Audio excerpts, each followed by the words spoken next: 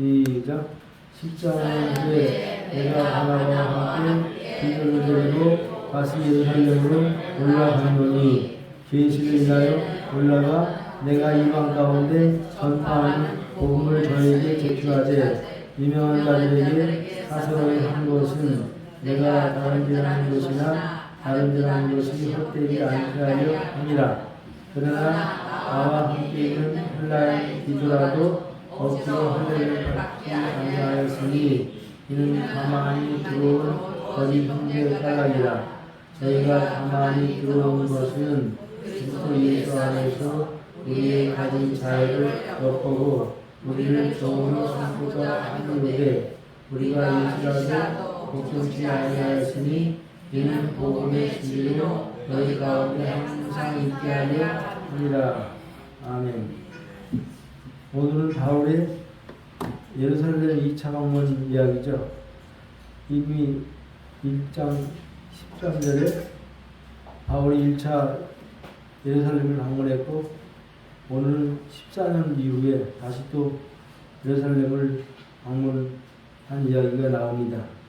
2장 1절에 14년 후에 내가 바나바와 함께 디도를 데리고 다시 예루살렘으로 올라갔노니 14년 후에라는 것은 따져보면 14년이 딱 돼요. 바울이 고향 길리기아 다소에서 10년을 머물러고 있을 때 바나바가 안디옥 교회가 세워지자마자 누굴 불러요? 다소에 있던 바울을 부릅니다. 불러서 데리고 와서 1년 동안을 안디옥 교회 초신자들을 집중적으로 가르쳐서 뭐라고 세상으로부터 시험을 받게 되죠? 그리스도인이라 일컬음을 받게 되었더라. 이게 1년 동안 집중적으로 바울과 바나바가 공동으로 안디옥 교회 초신자들을 가르쳤을 때 일어난 이야기죠.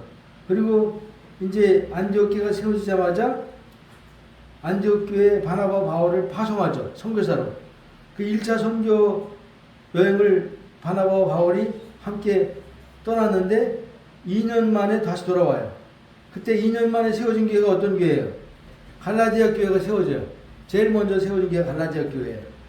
그리고 나서 다시 돌아와서 2년 1차 선교사 여행 끝나고 다시 돌아와서 안디옥 교회에 머물러 있을 때 어떤 일이 났냐면은 안디옥 교회에 율법 교사들이 들어와 버린 거야. 들어와서 할례를 받고 율법을 지켜야 구원받는다라고 이들이 그 교회 안에서 가르침을 가졌던 거예요. 거기에서 바울이 반박하고 서로 심한 성경에 보니까 논쟁이 일어났다라고 말하고 있어요. 논쟁이 일어나니까 어떻게 해결을 볼 수가 없잖아요. 그래서 안디옥 교회에서 어떤 결정을 내렸냐면 이 바나바와 바울을 예루살렘 교회 장로들과 사도들에게 보내서 이 부분에 대해서 결론을 짓도록 하자. 이쪽은 율법을 지키고 할례를 받아야 구원받는다고 말하고 유대 율법주의자들, 바울과 바나바는 아니다. 오직 예수 그리스도를 믿음으로 말미암아 구원받을 수 있다라고 말하는 이 두 양 세력에서 충돌이 일어나는 거예요. 심한 다툼과 논쟁이 일어나는 거예요. 이것을 여기서 해결을 볼 수가 없으니까 제일 최고 모교회, 모태교회인 예루살렘 교회에 누가 있어요? 사도들이 있죠. 그죠? 야고보 장로가 있죠. 그러니까 거기 가서 거기서 판결을 받도록 하자라고 해서 이제 바울과 바나바가 예루살렘으로 올라가는 때가 14년 후에가 된 거예요. 그러니까 1차 예루살렘 방문 후에 몇 년 만에 한 거예요? 14년 후에 2차 예루살렘 방문을 하게 된 거예요. 1차 때는 누구나 같이 갔다고 기록이 안 돼 있어요. 혼자 갔다라고 기록이 돼 있고 2차 때는 바울과 바나바와 디도 이 셋이 함께 예루살렘으로 이제 갑니다. 바울의 마음이 어떻게 했을까요? 굉장히 무거웠어요. 여기서 결정을 내리게 될 텐데 어떤 판결을 내리게 될 것인가? 예수 그리스도를 믿음으로 말미암아 오직 구원받는다. 아니다. 할례를 받고 율법을 지켜야만 구원받는다. 이 두 가지의 논쟁거리로 말미암아 예루살렘 교회 사도들이 이걸 판정을 해야 되는데 어떤 판정을 내릴까? 만에 하나라도 율법 교사들이 가르침을 옳다라고 판정 내리시면 바울이 전한 복음이 완전히 헛수고가 되어버리는 거예요. 그러니까 이 무거운 마음을 안고 지금 예루살렘 2차 방문을 바울이 하게 된 것이죠. 여기 2절에 보니까 뭐라고 되어 있어요? 계시를 인하여 올라가 내가 이방 가운데 전파하는 복음을 저에게 전치라되. 계시로 인하여 올라갔다. 계시가 무슨 색깔로 되어 있어요?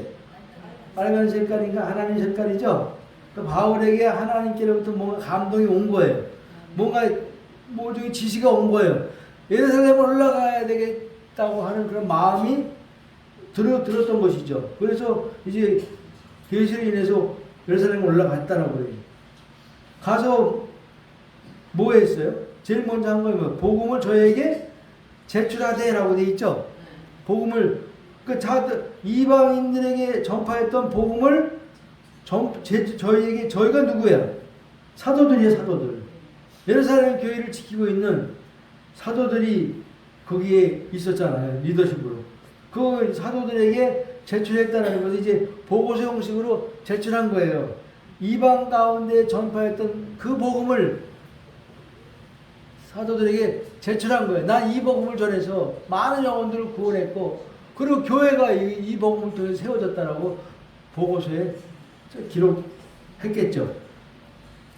사도 바울이 이방 가운데 전한 복음을 제출했다 그러는데 크게 세 가지가 갈라디아서에 기록되어 있어요. 첫 번째는 이방 가운데 전파한 복음은 우리가 잘 아는 갈라디아서 2장 20절 말씀. 내가 그리스도와 함께 십자가에 못 박혔나니 이제 내가 산 것이 아니고 그리스도가 내 안에 사신 것이라.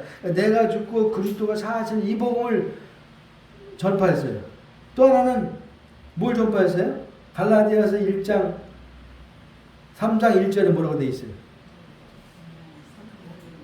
3장 1절에 어리석도가 갈라디아 사람들아 예수 그리스도께서 십자가에 못 박인 것이 너희 눈에 밝히 보이거늘 누가 너희를 깨더냐. 그러니까 예수 그리스도의 십자가의 복음을 하도 바울이 아주 선명하게, 아주 확실하게, 아주 분명하게 그들에게 전했어요. 마치 예수 그리스도 십자가에 달린 것이 그가 함께 우리가 함께 거기에 못 박힌 것이 눈에 확실히 보이도록 그렇게 정확하게 선명하게 전했다 그 말이에요. 또 한 가지는 어떤 복음을 전했냐면 사도행전 26장 17절에 사도 바울이 이방인들이 전한 복음이 나와요. 사실 이 복음은 세 가지가 같은 복음이에요. 예수와 함께 죽고 그리고 사는 복음이나 예수와 함께 십자가에서 내가 죽고 2000년 전에 예수와 함께 내가 부활되고 예수와 함께 하늘보좌에 승천되고 성령 안에서 그리스도와 내가 하나로 연합됐다는 이 복음이나 내가 죽고 그리스도 사는 복음이나 오늘 사도행전 26장 17절에 나오는 복음이나 같은 복음이에요. 같은 복음. 사도행전 26장 17절에 사도 바울이 이방인들에게 전한 복음이 기록되어 있어요. 이스라엘과 이방인들에게 내가 너를 구원하여 저희에게 보내어 그를 눈을 뜨게 하여 어둠에서 빛으로 사단의 권세에서 하나님께로 돌아가게 하고 제사함과 나를 믿어 거룩하게 된 무리 가운데서 기업을 얻게 하리라 하더이다. 지금 이게 사도 바울이 부활하신 그리스도를 담에서 만나고 나자마자 부활하신 그리스도께서 너는 가서 이방인들에게 이 복음을 전하라 라고 구체적으로 복음의 내용을 말씀해 준 거예요.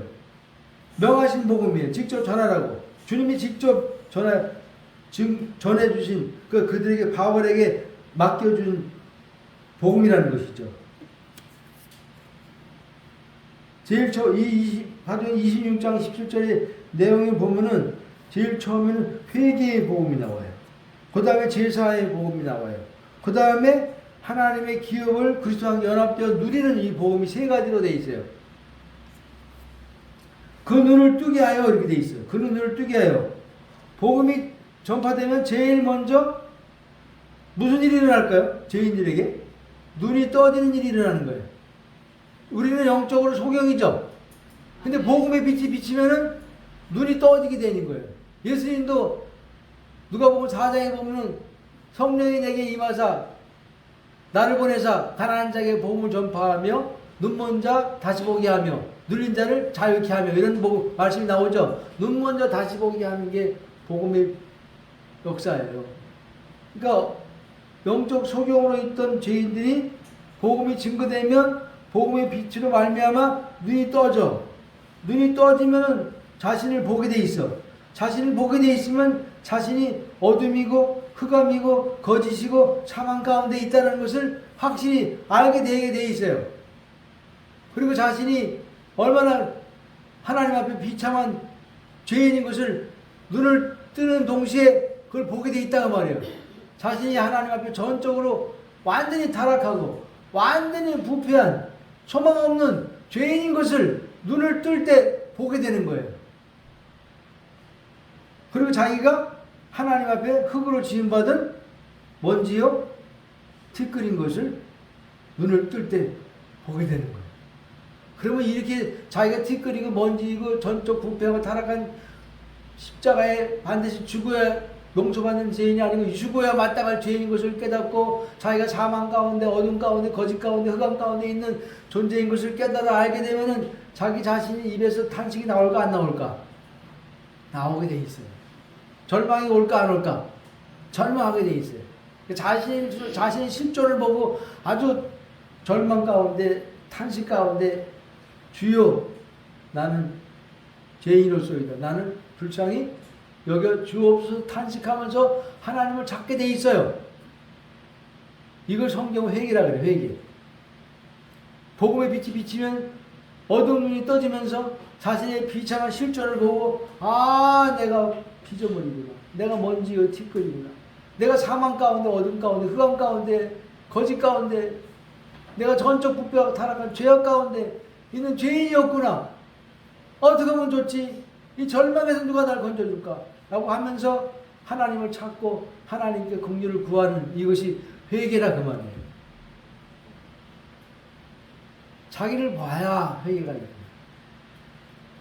자기가 소망 없는 죄인인 것을 알아야 용서받는 것을 끝날 죄인이 아니고 십자가에 완전히 못 박혀 죽어야 마땅할 죄인인 것을 아는 정도까지 갈 때 자신에 대한 절망이 찾아오고 절망이 찾아올 때 하나님을 찾게 돼 있고 하나님을 부르게 돼 있고 하나님께 나를 불쌍히 해달라고 긍휼을 구하게 돼 있고 긍휼을 구하는 동시에 주님이 그를 긍휼히 여기셔서 회개가 일어나면 뭐가 일어나요? 사단의 권세에서 어디로? 하나님께로 돌아가게 하면 이게 회개예요.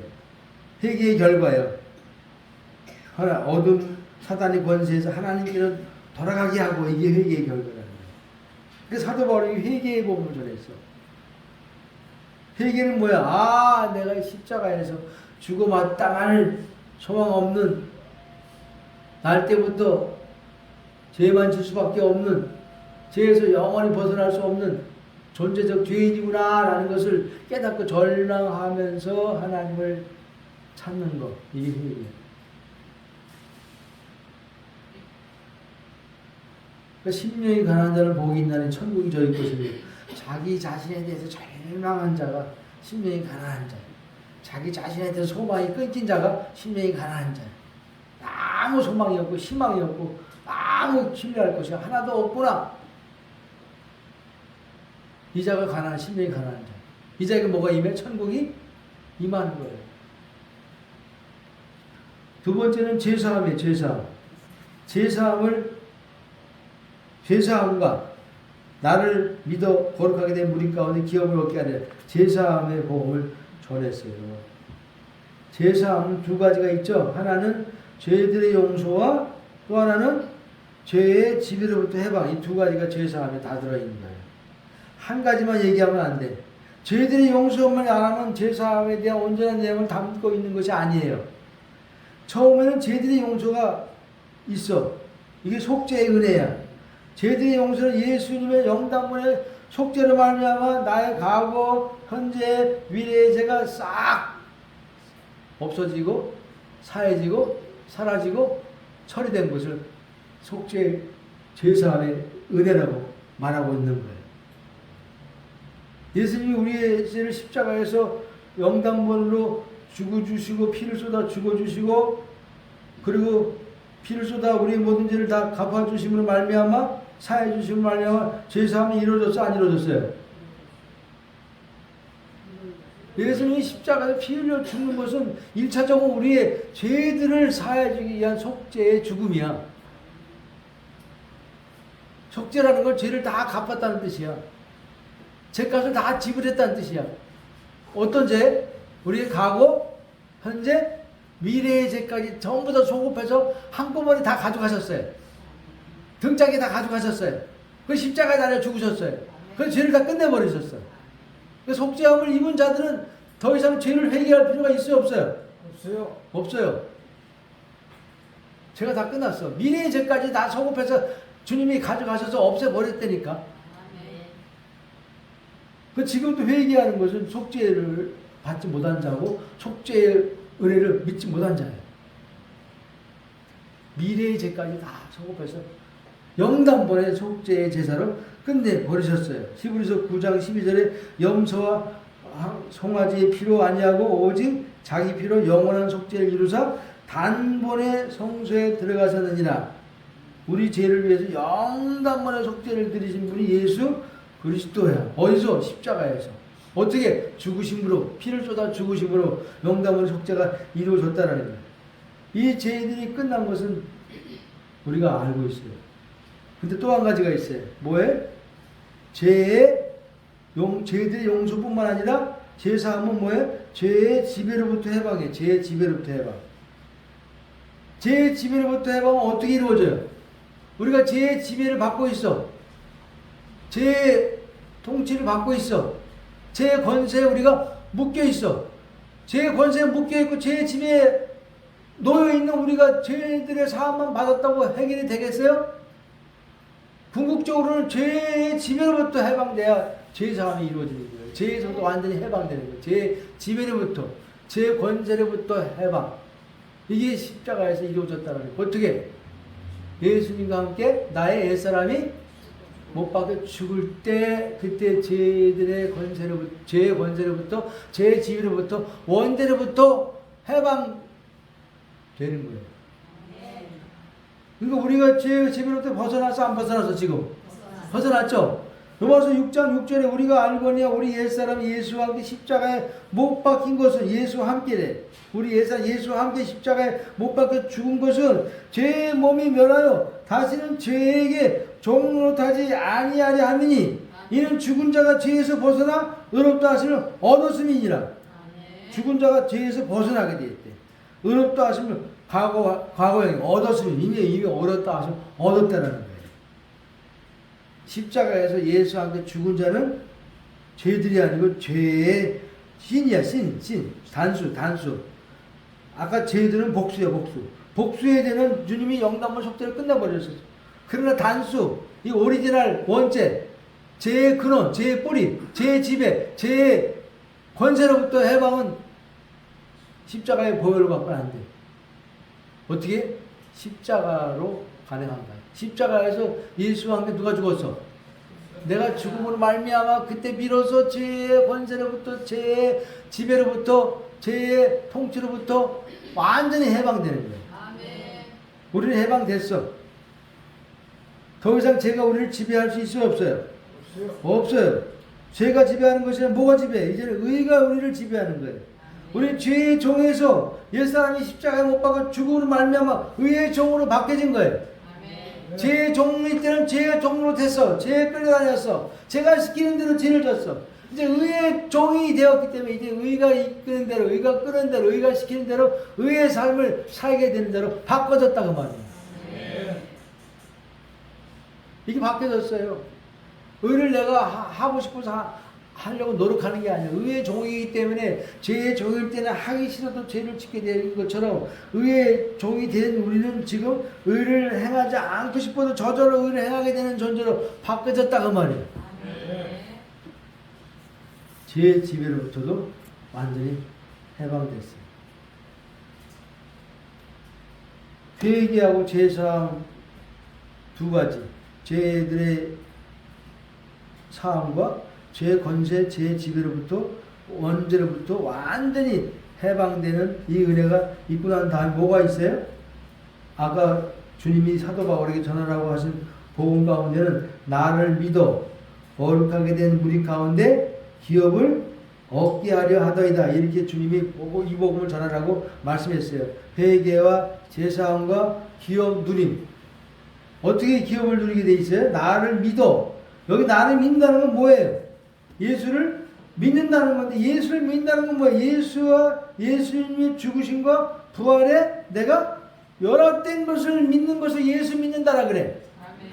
그냥 예수가 십자가에 나의 죽으신 것을 믿는 거 예수 믿는다 그러지 않고 예수 성경에 예수 믿는다는 그 표현은 전부 다 believe in 그리스도야.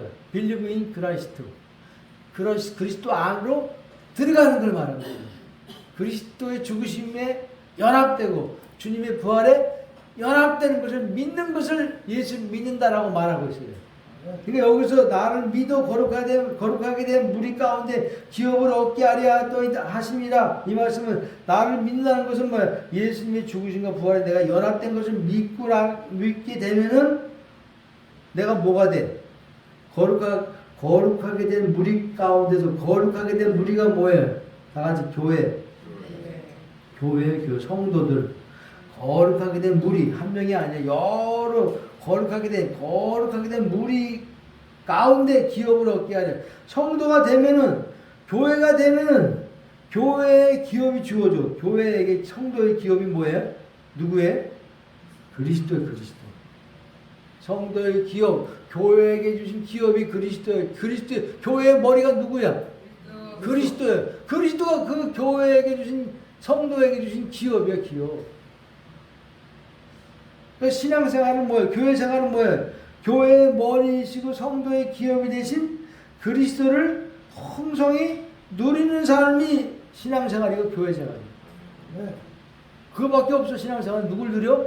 기업으로 주신 그리스도를 누리는 거예요. 머리이신 그리스도가 몸과 붙어있어? 안 붙어있어? 붙어있어요. 교회는 몸이고 그리스도 몸의 머리는 그리스도예요. 머리와 몸이 딱 붙어있어. 그 몸은 누구의 공급을 받고 사는 거예요? 머리로부터 모든 공급과 모든 생명과 모든 양식과 모든 은혜를 공급받아 사는 존재가 몸된 교회야, 교회. 그 모든 공급이 어디서부터? 머리이신 그리스도께로부터 오는 거예요. 그리스도 오는 그 모든 것을 누리는 것이 기업을 누리는 거예요. 그리스도의 사랑을 누리고, 그리스도의 생명을 누리고, 그리스도의 거룩을 누리고, 그리스도의 신학을 누리고, 그리스도의 기쁨을 누리고, 그리스도의 지혜를 누리고, 그리스도의 모든 것, 그리스도에게서 나오는 모든 것, 이것을 그리스도 연합 안에서 내가 풍성히 누리는 것이 이것이 교회 생활이라는 말이에요. 기도해서 응답받는 게 아니에요. 기도해서 응답받아서 하나님께로부터 응답받았다. 이걸 누리는 게 아니에요. 11조 했더니 하나님이 복을 쌓을 것이 없도록 부어주셨다라고 그걸 누리는 게 아니에요. 누굴 누려야 돼? 그리스도. 그리스도는 교회의 뭐다? 머리다. 우리는 그리스도의 몸이다. 몸과 머리는 하나다. 붙어있다. 그러니까 몸은 어쩔 수 없이 그리스도의 공급으로 사는 거예요. 그리스도께로부터 모든 것이 다 흘러 들어와. 부족함이 있을까 없을까? 없어요. 마르지 않고 새하지 않고 썩지 않고 하늘에 간직한 기업이 그리스도. 무궁무진. 한강물은 말라도 그리스도에게서 나오는 생수는 말릴까 안 말릴까? 안 말려. 조달청에 있는 양식은 말라도 그리스도가 우리 양식되고 생명이 양식되는 것은 마르지가 않아요. 먹어도 마셔도 감이 없는 게 그리스도. 그리스도는 만유 가운데 만유이신 그리스도잖아요. 만유이신 그리스도. 모든 것 가운데 모든 것 되신 분이 그리스도예요. 그러니까 그분을 누리는 것이 부족함이 있겠어 없겠어요? 없어요. 기업을 그리스도로 딱 주셨어요. 그러니까 물질적인 부분도 사실 그리스도를 누리면은 그 안에 물질도 다 있어요. 건강도 다 있어요. 우리 모든 필요와 원하는 것이 다 그리스도 안에 다 있어요. 그러니까 하나님 우리의 기도를 찔끔찔끔 주시는 것이 아니고 뭘 하나를 딱 주셨어? 통째로? 그리스도를 딱 우리에게 신뢰감 복을 주신 거예요. 이 복을 누리면 행복이 말 그대로 행복. 못 누리면 저주야, 저주. 그러니까 왜 율법을 저주냐? 그리스도를 못 누리게. 자기가 뭘 해가지고 하나님께 복 받으려고 하는 게 율법이에요. 그게 뭔 일이요? 율법 복 받아야 강야에서 만나 먹고 메추라기 먹은 것밖에 더 돼요? 한석에 물 먹은 것밖에 더 되냐 그 말이에요. 율법의 복은 그것밖에 없어요. 그러나 가나안 땅에 들어가 보세요. 마르지 않는 샘이 흐르고 마르지 않는 양식이, 떨어지지 않는 양식이 계속 땅에서부터 적각꿀이 흐르는 땅에서 흘러나오잖아요. 그러니까 이 그리스도를 누리는 것과 율법의 복을 누리는 것은 천지차이야. 네. 그러니까 율법은 저주야. 그리스도와 연합을 못 시켜. 그래서 연합 하나 되게 못해. 하나 된 게 교회인데 교회가 안 되니까 이 그리스도를 누릴 수가 없게 되는 거예요. 오늘 사도 바울이 왜 예루살렘에 올라갔어요? 율법 문제 때문에. 안디옥 교회에 율법이 들어왔어. 갈라디아 교회에도 율법이 들어왔어. 이 문제를 해결하기 위해서 예루살렘 교회에 간 거예요. 뭐라 그랬어요? 유명한 자들에게는 사사로이 한 것은 내가 다른짓하는 것이나 다른짓한 것이 헛되지 않게 하려 함이라. 유명한 자들에게 사사로이 했대. 유명한 자들이 누구예요? 사도들이죠? 사도들이요. 유명한 자들 사도들인데 여기 사사로이 했다라는 말은 무슨 뜻이냐면 개인적으로 접촉했다는 뜻이에요. 사사로 개인적인 사자예요. 사사로이 했다는 것은 개인적으로 사도 바울이 사도들을 일일이 맨투맨으로 1대1로 접촉했다라는 뜻이에요. 그것도 아주 바쁘게 분주하게 만났다는 것을 사사로이 했다라고 표현한 거예요. 왜 그렇게 사도 바울이 공회가 시작돼서 진행되는 가운데 그 쉬는 시간마다 짬 나는 대로 틈 나는 대로 기회 있는 대로 이 사도들을 만나서 그렇게 확인해 줬을까? 바울이 지금 마음이 무겁고 아주 애가 타고 있어요. 만일 예루살렘 공회가 지금 시작됐는데 예루살렘 공회에서 바울이 제출한 복음이 인정받지 않고 무시되고 기각되거나 반대로 할례를 전하는 이 거짓 율법을 가르치는 다른 복음이 채택되면은 사도 바울이 그동안 애써서 전한 복음이 전부 다 물거품이 되어버립니다. 그리고 복음으로 세워진 그 복음 전에서 세워진 안디옥 교회나 갈라디아 교회도 무너져 버리게 됩니다. 그에 대해 사도 바울이 지금 공의에 참석한 사도 바울의 마음은 아주 애가 타는 거예요. 아주 간절한 거예요. 그 시간 나는 대로 틈 나는 대로 기회 있는 대로 사도들을 만나서 사도요, 형제요, 이 예수 그리스도 복음만이 죄인을 구원할 수 있는 유일한 진리 아닙니까? 이걸 채택해야 됩니다. 이렇게 막 부탁했다는 거예요. 아주 사정했다는 거예요. 제발 꼭 이거 통과시켜야 됩니다. 이 복음만이 이 우리 구원을 주는 유일한 복음 아닙니까? 사도들이요, 형제들이요. 절대 율법 복음은 거짓 복음이니까 이걸 채택하면 안 됩니다라고 틈나는 대로 사도들을 만나서 그렇게 부탁하고 확인시켜 줬다는 의미예요. 결국 사도행전 15장에 보면 예루살렘 공회에는 뭐 회의를 했다는 거, 뭐 가지고 사도 바울이 제출한 복음이 진짜냐? 아니면 율법 교사들이 할례를 전하고 율법을 지키는 것이 구원받는 길이라고 저는 그 복음이 진짜냐? 이 두 가지 놓고 사도들이 논의를 했다는 거예요. 하나님의 지혜를 구했다라는 거예요. 성령의 지혜를 구했다라는 거예요. 그 결론을 어떻게 내렸어요? 사도행전 15장에 보면 결론이 났어요.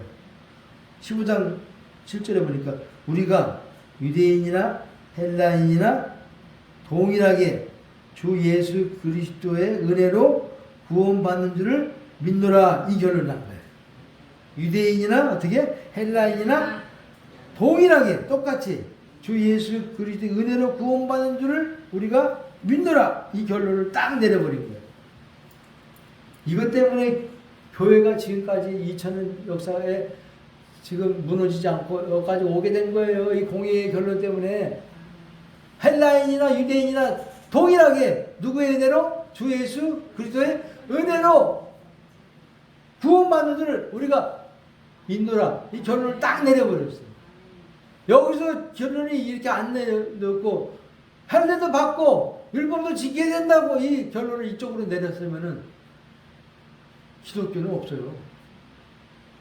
그때 유대교 비슷한 종교가 하나 또 생겨난 것으로 끝났을 거예요. 유대교 비슷한 종교, 기독교가 아니에요.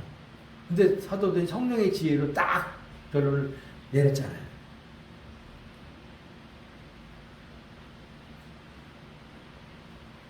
3절에 그러나 나와 함께 있는 헬라인 디도라도 할례 억지로 할례 받지 아니하였으니 디도가 누구예요? 바울의 믿음의 아들이죠. 디모데도 믿음의 아들이고 디도도 믿음의 아들이고 디도서를 바울이 목회서 쓰는 디도에게 쓴 거예요. 디도가 크레타 섬에 있는 교회 목사의 목사 사역자야. 그 목회를 하고 있는 디도에게 디도서를 써서 보내는 거예요. 왜 바울이 헬라인이야 이 사람은? 헬라 이방인. 헬라인 디도를 예루살렘 공회에 데려갔을까? 의도적으로 데려간 거예요. 봐라. 이 이방인 헬라인 디도도 할례 받지 않았지 않느냐? 근데 그리스도인이 됐지 않느냐? 그가 구원받지 않았느냐? 할례와 구원과 무슨 상관이 있어? 아무 상관이 없지 않느냐? 이렇게 확실하게 메시지를 소리치려고 디도 헬라인 디도를 할례도 받지 않게 하고 예루살렘 공회에 데려간 거예요. 만일 할례를 받지 않고 왔다고 해서 이방인이 왔다고 해서 할례도 받지 않고 이방인이 왔다고 해서 예루살렘 공회가 사도들이 디도를 거절하고 따돌리고 악수하지 않고 받아주지 않았으면 거기서 끝나버린 거예요. 뭐 회의할 것도 없어. 끝나버린 거예요. 율법 복음을 채택하는 것이 끝나버렸는데 성경에 보니까 할례 받지 않은 헬라인 디도가 예루살렘 공회에 바울과 바나바와 함께 갔을 때 사도들이 그를 영접해요. 받아줘요. 그 말은 뭐예요? 할례는 상관이 없다는 뜻이죠. 그죠? 구원과 아무 상관없다는 뜻이죠. 할례를 받고 안 받고 구원과 상관이 없어요. 근데 유대 거짓 교사들이 할례는 꼭 받아야 되고 율법은 반드시 지켜야 의롭게 되고 거룩하게 되고 구원받을 수 있다라고 가르쳤으니까 하도 바울이 부딪혀. 이 거짓 복음은 교회에 들어오면 안 된다. 그래서 판정을 빨리 받으려고 예루살렘 공회에 지금 참석하게 된 거예요. 그래서 이 할례를 받지 않았는데 4절에 보세요. 이는 가만히 들어온 거짓 형제 까닭이라. 가만히 들어온 거짓 형제가 누구예요? 네? 안디옥교에 들어왔고 갈라디아 교회 안에 들어온 몰래 들어온 거짓 형제가 할례를 전하고 율법을 지켜야 된다라고 그래야 구원받는다라고 가르치는 율법 거짓 교사들을 말하는 거예요. 까만 거로 돼 있잖아요. 까만 거. 사단으로 하나님을 대적하는 색깔. 저희가 가만히 들어온 것은 그리스도 예수 안에서 우리의 가진 자유를 엿보고 우리를 종으로 삼고자 함이로되. 그래서 예수 안에서 우리의 가진 자유, 그래서 예수 안에 들어왔다는 건 뭐예요? 예수와 함께 죽고 예수와 함께 부활된 것을 말하는 것이죠. 그 예수와 함께 하나 된 것을 말하는 것이죠. 그러니까 예수와 함께 죽었기 때문에 예수와 함께 부활됐기 때문에 율법에서 벗어났어 안 벗어났어? 네? 율법에서 벗어나려면 예수와 함께 옛사람이 죽어야 돼. 네. 그렇지 않으면 율법의 종이야 종. 아담의 선악과 먹고 태어난 우리 모두는 율법에 태어나자마자 율법의 종이야. 그래서 율법을 가르치지 않아도 지키려고 노력하는 거예요.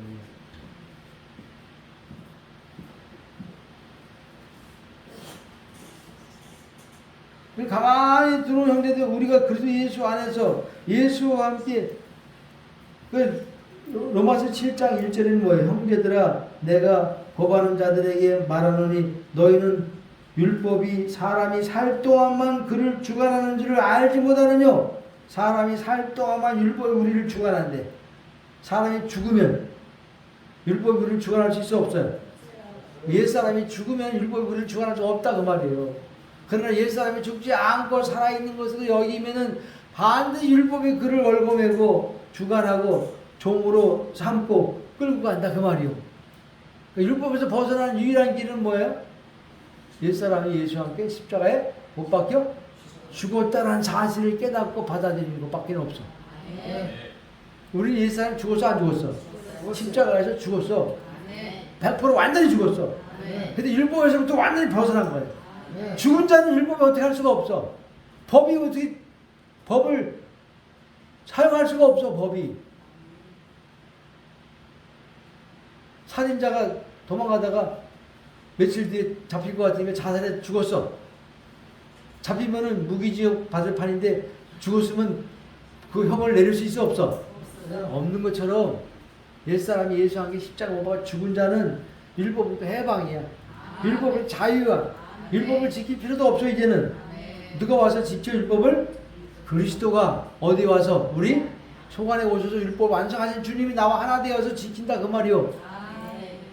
저절로 그것도 지켜진다 그 말이요. 내가 억지로 지키는 율법 신앙생활이 끝난 거예요. 근데 이 거짓 형제들이 율법 교사들이 우리가 가진 자유를 엿보고 그리스도 안에서는 율법에 대해 자유게 돼요. 우리를 뭐로 삼고자? 종으로 삼고자 거짓 율법 가르침을 갖고 들어왔다 그 말이에요. 만약 갈라디아 교회 성도들이 율법 교사들이 거짓 가르침을 받아들여서 할례를 받고 율법을 지키려고 하면은 뭐가 돼? 율법의 종으로 다시 돌아가는 거예요. 돌아가는 거. 율법에 다시 굴레로 다시 들어가는 거예요. 율법 굴레로.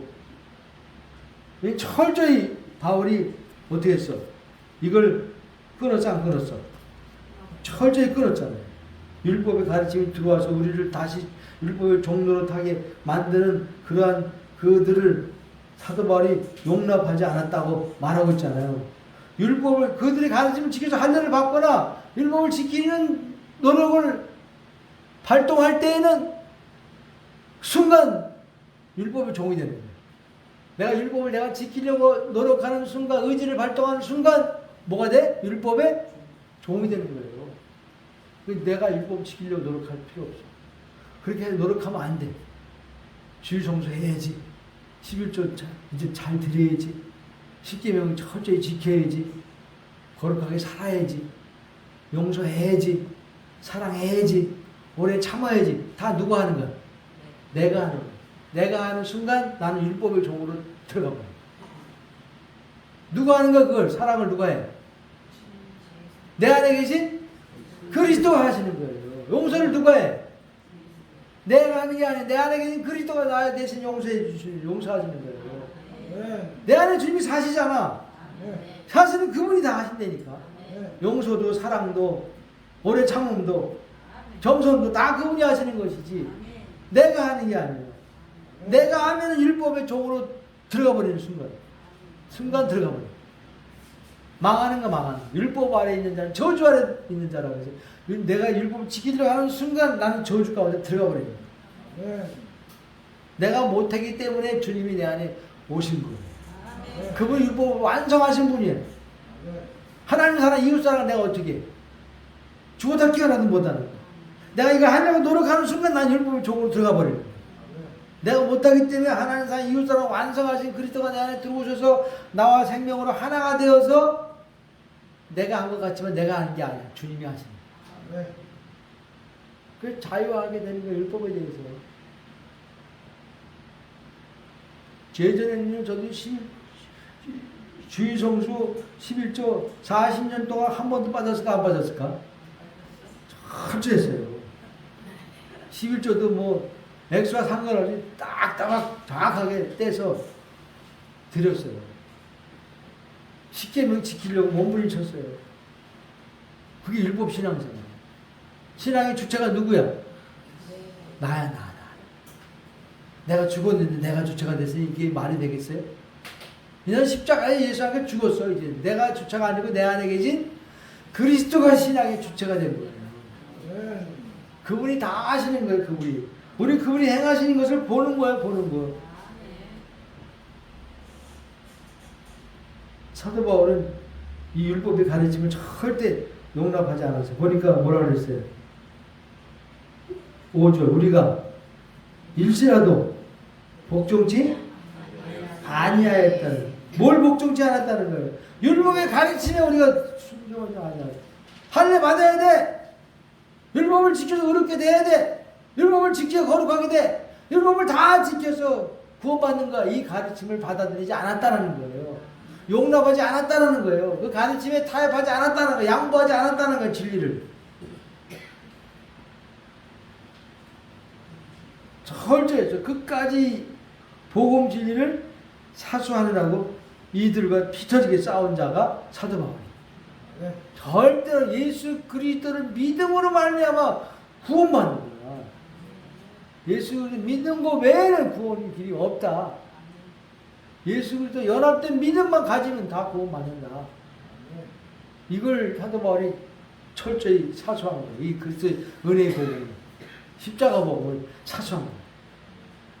근데 이거를 못하기 위해서, 혼합시키기 위해서 거짓 복음이 들어온 거예요. 갈라디아 교회 안에. 할례도 받아야 돼.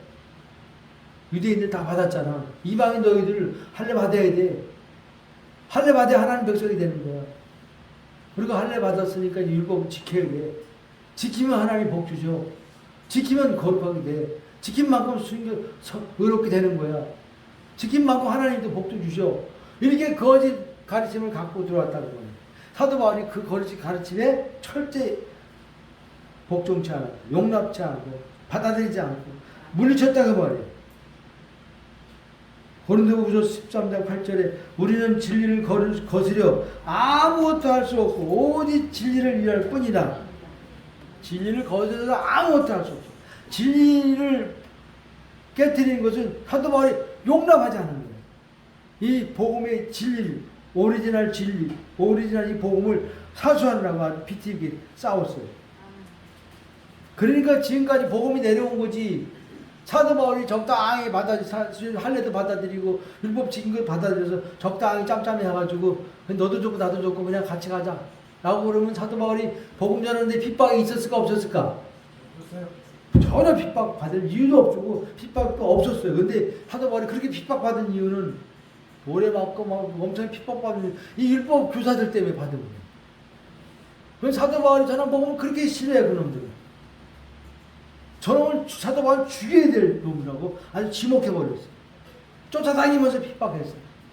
돌로 막 죽이려고 하기도 했어요. 누가 그런 거예요? 사단이 하는 사단이. 사단이 복음을 전하는 사도 바울을 죽이려고 했던 거예요. 노아 방주를 지을 때 맨 마지막에 했던 작업이 뭐예요? 노아 방주 앙카박에 뭘 칠하라? 역청을 칠하라고 하나님이 명령하세요. 노아에게. 뭘 다 노아 방주를 완성한 다음에 하나님의 명령 따라 앙카박으로 역청을 다 칠한 다음에 비가 쏟아졌어. 홍수물이 쏟아졌어. 위로부터 궁창 위로부터 밑으로 쏟아지는 물이 있었고 땅에서부터 아래로부터 솟아나는 물이 있었어. 이게 섞여서 노아 홍수물이 된 거예요. 이걸 영적으로 보면은 섞은 복음이에요. 섞은 복음. 물은 복음이야. 근데 섞였어. 궁창 위에서 누는 복음은 복음이야. 참 진리야. 근데 땅에서 솟아나는 물은 거짓 복음, 비진리야. 진리와 비진리가 섞여서 뭘 무너뜨리려고 그래? 노아 방주, 교회야, 교회. 교회를 무너뜨리려고 하는 것이 사단이 하는 짓이니까. 그래서 하나님이 이 교회 안에 섞은 복음, 다른 복음, 거짓 복음, 비진리가 들어오지 못하도록 뭘 발라라? 역청을 발라라. 앙카박에 싹 발라서 물이 스며들지 못하게 하라. 한 방울도 물이 안으로 방주 안으로 못 들어오게 하라. 교회 안에 거짓 진리, 다른 비진리, 다른 복음이 율법 복음이 들어오면 안 돼요. 사도 바울이 이걸 쳐내느라고 아주 비틀리게 싸웠다는 거예요. 갈라디아 교회 안에 안 돼요. 교회 안에 이 복음이 들어오면 안 돼. 이 거짓 복음이. 할례 복음이 들어오면 안 돼. 율법 준수하는 복음이 들어오면 안 돼. 이거 다 거짓이야. 어디 예수 그리스도를 믿음으로 말미암아. 믿음이라는 건 뭐야? 예수 그리스도와 연합됨으로 말미암아. 어디에 연합돼? 십자가의 죽음과 부활에 연합됨으로 말미암아 구원받는 이 복음만 사수했던 거예요. 이 복음만 주야장창 전했던 거예요. 이 복음만 끝까지 지킨 거예요. 네. 바울이 가장 두려워했던 것은 성도들이 다른 복음을 받아들이는 것을 가장 사도 바울이 두려워하고 우려했어요. 걱정했어요.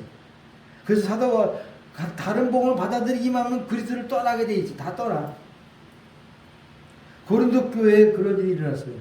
고린도후서 1장 11장 3절에 뱀이 그 관계로 이하를 미혹해 한 것 같이 너희 마음이 그리스도를 향하는 진실함과 깨끗함에서 떠나 부패할까 두려워하느라. 만일 누가 가서 우리의 전파하지 아니한 다른 예수를 전파하거나 혹 너희의 받지 아니한 다른 영을 받게 하거나 혹 너희의 받지 아니한 다른 복음을 받게 할 때에는 너희가 잘 용납하는구나.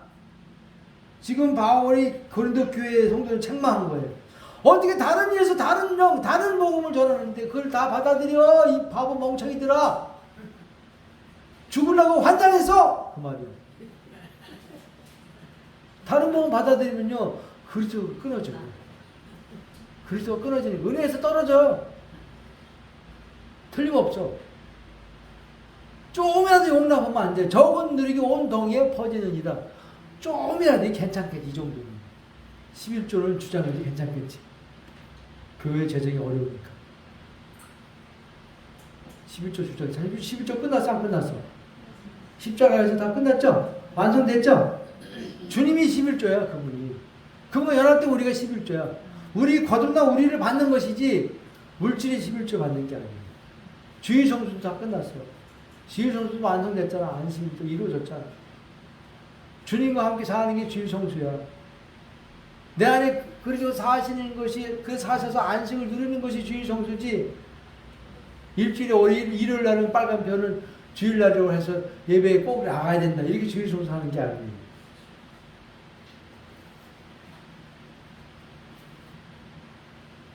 그 바울이 가장 두려워한 것이 다른 복음. 그걸 갈라디아 교회 안에 2년 만에 들어와 버렸어. 안디옥 교회도 얼마 안 돼서 들어와 버렸어. 지금 한국 교회가 지금 율법 복음, 거짓 복음 안에 포로돼 있어. 포로돼 있어. 몇 프로가? 그리스도 없는 기독교 마이크 노튼 책 보면 95%가 95%가 포로돼 있대. 바벨론 교회래. 율법 교회. 다 율법을 지켜야 돼. 사랑해야 됩니다. 여러분 예수님 닮아야 됩니다. 쉽게 말하면 천천히 지켜서 사는 삶이 돼야 됩니다. 빛과 소금이 돼야 됩니다. 다 돼야 된다고. 돼야 됩니다. 또 하지 말라고 또 한쪽은 또 그래. 하지 말아야 됩니다. 하지 마라 하라고 하는 복음은 다 율법이에요. 주님은 다 이루었다라고 우리에게 말씀하고 있어요. 이루었으니 누려라고 말씀하고 있어요.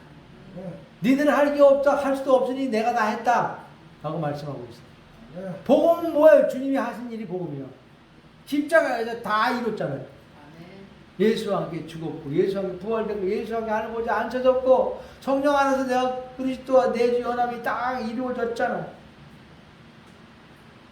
이 이상 더 뭐가 필요해요? 거기다가 율법 지키는 것을 플러스 하면 뭐 하나님이 기뻐하실 것 같아요? 그래도 하나님 말 지켜야 하면 뭐 하나님 기뻐하시겠지. 점수 주겠지. 율법으로 들어가면 저주 가운데 들어가는 거예요. 지킬 생각하지도 마세요. 지키신 주님 우리 안에 들어오신 것만 깨닫고 그분과 하나 되어 그냥 살면 되는 거야. 살면 돼. 그래서 뭐라 그랬어요? 복종치 아니했다 그랬죠. 그 다음에 마지막으로 이는 복음의 진리로 항상 있게 하려 합니다. 바울이 복음의 진리를 항상 있게 하려 합니다. 이 말이 뭐예요? 복음의 진리로 너희 가운데 항상 있게 하려 합니다. 사도 바울이 원하는 건 뭐예요? 성도들이 복음의 진리로 사는 것을 원하는 거예요. 복음의 진리로 항상 있게 한다는 것은 복음의 진리로 항상 살라는 뜻이에요. 살라는 복음의 진리로 사는 거예요. 요한 3서 3절에 내가 진리 안에서 행한다 하니 내가 심히 기뻐하노라. 내가 진리 안에서 행한다 하니 내가 심히 기뻐하노라. 하나님 우리가 진리로 살 때 가장 기뻐하죠. 진리로 살 때. 진리가 뭐예요? 진리라는 말은 알레데이야. 사실이라는 뜻, 사실. 복음의 진리는 복음의 사실이라는 뜻이에요. 복음의 사실. 진리가 알레데이야, 사실. 복음의 진리는 복음의 사실. 복음의 사실이 뭐예요? 십자가에서 예수함에 내가 예수함 죽은 것이 사실이라는 뜻이에요. 새 사람으로 내가 부활 안에서 새롭게 창조된 것이 사실이라는 뜻이에요. 예수와 함께 하늘보좌에 앉혀진 것이 사실이라는 뜻이에요. 성령 안에서 그리스도와 나와 하나가 된 것이 사실이라는 뜻이야. 그러니까 이 사실이기 때문에 이 사실대로 그냥 사는 것이 복음의 진리 안에 머무는 삶이고 복음의 진리 안에 항상 있게 하는 삶이에요. 여러분 복음의 사실대로 살고 있어요 지금? 옛사람이 죽었다 그러는데 어떤 사람은 안 죽었대 자기가 안 죽었대. 왜? 자기가 옛사람 나오니까 안 죽었대. 이거 사실을 믿는 거예요? 사실대로 사는 거야? 안 사는 거야? 안 사는 거예요. 죽은 옛사람이 올라와 안 올라와? 이 사단이 속이기 때문에 올라와. 그래도 죽은 거는 사실이야 사실. 올라와도 죽은 게 사실이니까. 올라와도 속지 말라는 거예요. 올라왔구나 하고 십자가를 넘겨버리면 그것은 끝이요. 왜 죽었는데 왜 올라오지? 그건 속는 거야. 죽어도 사단을 올라오게 만들어. 속이는 거예요. 올라와도 이미 사실은 뭐야? 죽었다. 죽었다가 사실이니까 그 사실을 붙잡고 십자가에 넘겨버리면 안 올라와. 그러다가 또 올라와 한참 있다. 올라와도 넘기면 돼. 자꾸 넘겨버리면 이제 점점 올라오는 게 줄어. 나중에 없어져. 혈기도 올라왔다가 이게 내 게 아니지 옛사람이지 하고 죽은 건데 왜 나올까 하고 넘겨버리면 혈기가 안 나와. 미움도 마찬가지. 죽은 건 사실이에요? 새 사람으로 부활된 것도 사실이 아니야. 사실이에요. 그 우리 뭘 살아야 돼? 부활 생명으로 살아야 돼. 옛날에 아담이 옛 생명으로 살았기 때문에 날마다 사망 앞에 졌고 사단에게 졌고 부패 앞에 졌어.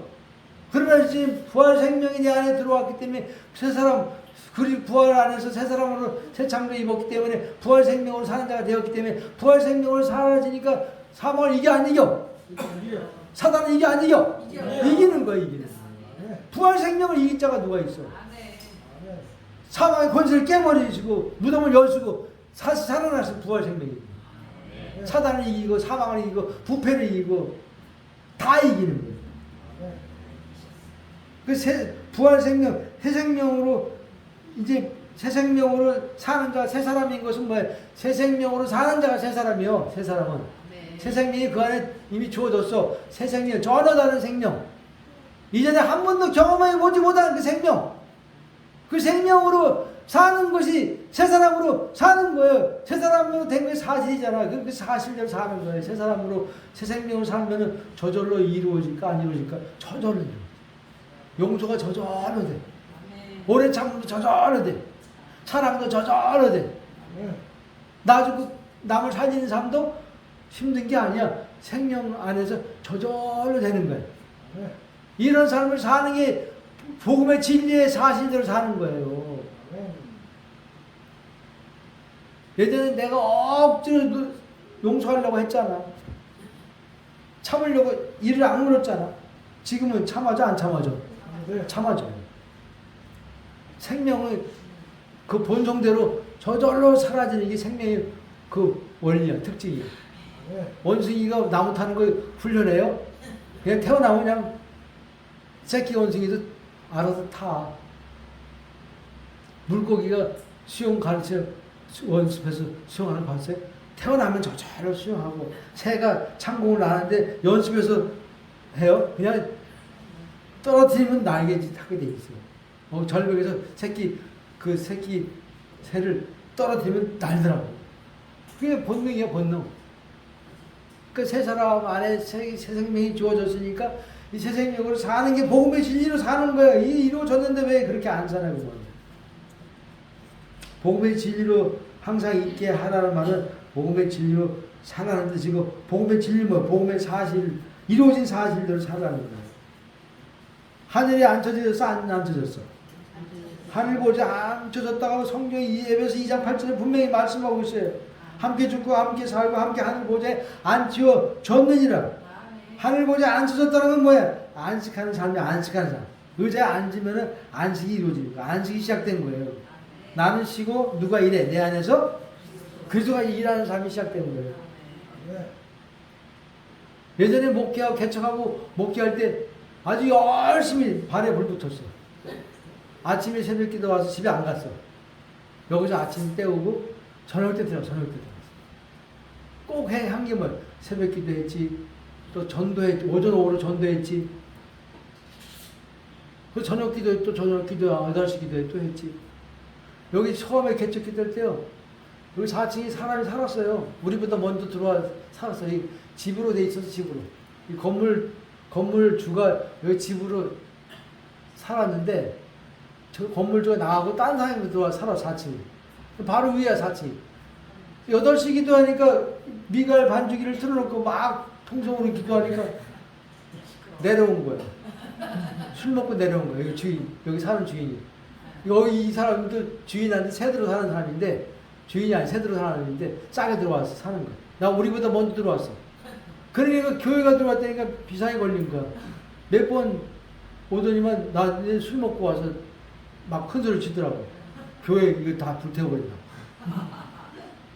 근데 저녁 기도 안 할 수가 없잖아요. 교회 부흥을 위해서 하나님께 기도 안 할 수가 없죠. 그러니까 미갈 기도기를 조그맣게 틀어놓고 소리 내지 못하고 작은 소리로 기도했어요. 그래도 막 내려와서 시끄럽다고 그러고 막 불태워버린다고 그러고 교회가 사나 좀 잘 되나 안 되나 보자. 불교 신자들 그렇게 했어요. 목회를 누가 한 거야? 내가 한 거야. 내가. 그 4층 주인, 근데 주인이 그렇게 핍박하더니만 딱 교회 개척하고 5년 딱 지나니까 암이 찾아왔어요. 암이 찾아와서 얼마 먼지 돌아갔어. 간암인가 위암인가 와가지고. 부인은 이제 있다가 다른 데로 이사 갔어. 이사 가고 나니까 이 밑에 기공처가 여기 쓰겠다고 주인한테 달라고 쓰는 거지. 4층, 2층, 4층 다 쓰는 거. 그때는 하늘에 안 쳐진 자인지 모르고 땅에 발붙이고 열심히 사역했어요. 쉬지 않고 사역했어요. 놀지 않고 사역했어요. 휴가도 없이 사역했어요. 됐을까 안 됐을까 교회가?